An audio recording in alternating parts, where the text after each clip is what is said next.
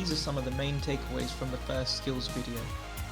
If you don't understand any of the points on screen, please speak to your assessor for clarification. Welcome to part 2 of the skills video. When writing your witness testimonies, the first question that you may have is where can I find the criteria for each unit? For each unit, the criteria and an explanation of what's required can be found within the assessment plan on VQ Manager. If your assessor has released a plan, it will show up on your To-Do tab until you've confirmed it. Once you've confirmed the plan, it will be removed from the To-Do tab and can be accessed from the Assessment Plans button within the My Portfolio tab. We've gone over this in an earlier video, so let's go ahead and confirm this plan. Once you've clicked into the plan, you'll see that there's a document called Additional Notes for that particular unit. Please take the time to download and read these notes carefully, as they'll give you a good insight into how to complete your evidence gathering. So where can you find more information about individual criteria within a unit? Let's click out of this and go back to the assessment plan on VQ Manager. If you scroll down, you'll notice that there's a section called Assessment Criteria. If you click on this, it will reveal each assessment criteria, and you'll notice that there's a column called How can the learner do it? This will have a bit of advice for every single criteria which the learner can follow. As you can see, it's quite extensive. Once you've started evidence collection throughout the unit, you may find that the next question that you have is how can you keep track of everything? It may be difficult to keep track of which criteria you have evidence and which still require further evidence. This is where the unit sign-off and evidence matrix button comes into play. So let's look into this a bit further.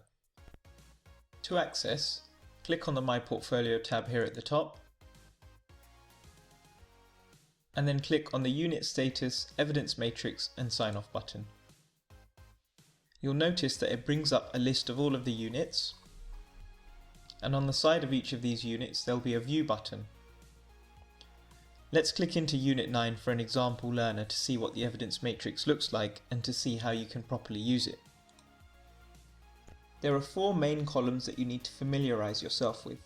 There's the evidence column, the summary column, the method column and the assessment criteria column. The evidence column will show you all of the logs or pieces of evidence that you've attached to particular criteria.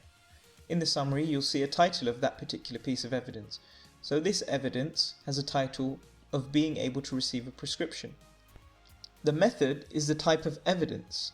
We've gone over this in the first skills video. Most pieces of evidence will be witness testimonies. If you hover your mouse over a particular method, it will show you what type of evidence that number corresponds to. So for example, all of these logs are type 2s. If you hover over the 2 button, you'll see that witness testimony comes up. If we hover over other buttons, you'll see different types of evidence. So 1 is professional discussion and 3 is expert witness observation, and so on. The final column is the assessment criteria column.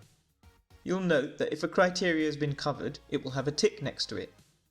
At the bottom, there will be a recommended minimum, as you can see here. This is the minimum number of times you have to demonstrate that particular criteria. The total will show you how many times this has been done so far. So for example here, this learner needs to cover assessment criteria 2.1 once, and they've done it 5 times so far. They need to cover 2.2 3 times, and they've already done it 4 times so far.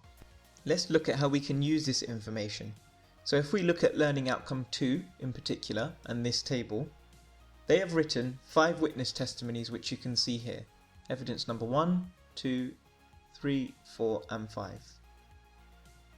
We know that they're witness testimonies because method 2 has been ticked, and we can see from the bottom that they've met the recommended minimum for most of the criteria. You can see for criteria 2.1, 2.2, 2.3, 2.4 and 2.7 they've met the recommended minimum criteria. You'll notice that for 2.5 and 2.6 they still need more evidence to meet the recommended minimum. As you can see, once you understand how to read these tables, you can quickly identify which criteria still need covering and then gear your new evidence towards those criteria. There is an additional rule. Even if you've covered all the minimums, if you do not have an expert witness observation covering each of the outcomes, the unit can't be signed off. So factor this in when planning your evidence.